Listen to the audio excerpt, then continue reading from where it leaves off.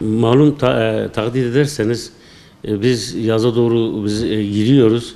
Bu kira artışları bu okula tatil olduktan sonra büyük ihtimalle daha da yükselecek. Daha da yükselmiş olacak. Yani kiralar yükseliyor. Nedeni de daire fiyatlarının yüksek oluşundan kaynaklanıyor. Yani daire fiyatları yaklaşık 5 ile 7-8 milyon, hatta 10 milyon civarına daireler satıştadır. Bu vesileyle kiralar da yüksek tutuluyor. 15'ten başlıyor. Yani 15'ten başlıyor. 30'lara kadar çıkıyor yani. Tabii 35, 40, 50 olan da var. Tabii bu dairenin lüks olmasına bağlı. Normal Tilmeş'te şu anda kiralar 15'ten başlıyor 30'a kadar.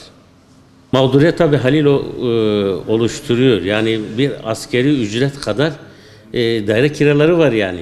Askeri ücretler maalesef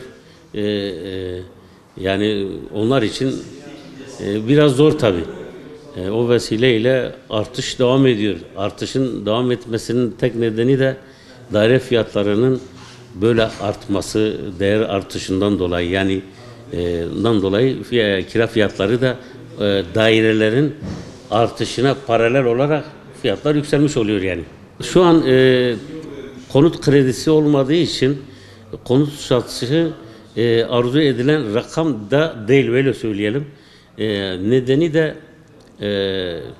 yani maliyetten kaynaklı fiyat artışları var. Yani şu anda aslında fiyatlar çok makuldür.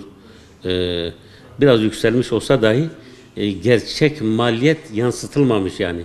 Gerçek maliyet yansıtılırsa, yani şöyle söyleyeyim, yıl sonuna doğru 5 milyonluk daire 6,5 milyon civarında satılabilir hale gelecektir yani.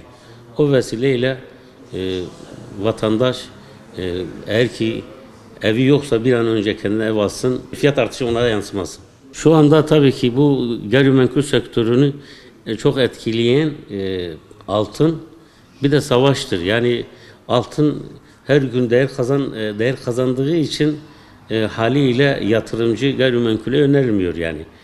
Çünkü kasada adam kazanıyor. O vesileyle gayrimenkul sektörünü bayağı etkiliyor. Savaş da etkiliyor. Savaşın etkilemesinin nedeni de yani bir yer bombalanıyorsa güven vermediği için haliyle gayrimenkul sektörü satışı yapılmıyor, sirkülasyon yapılmıyor. Savaş da çok etkiliyor tabii ki. Yazın başlamasıyla kira fiyatları da yükselişe geçecektir. Çünkü okullar tatil olduktan sonra kiracı ev arama şeyine giriyor, haliyle fiyatlar yükselecektir yani. Son olarak şöyle söyleyeyim, yani vatandaşın daire ihtiyacı varsa bir an önce kendine daire edinsinler. Çünkü fiyatlar şu an 4-5 civarındadır. Yani orta segmentte olan daireler 4-5'ten alabiliyor. Yalnız bunu 5-6 ay sonra 6 ile 7 milyon civarında almak zorunda kalacaktır. Bizim tavsiyemiz bir an önce kendilerine mülk almaları.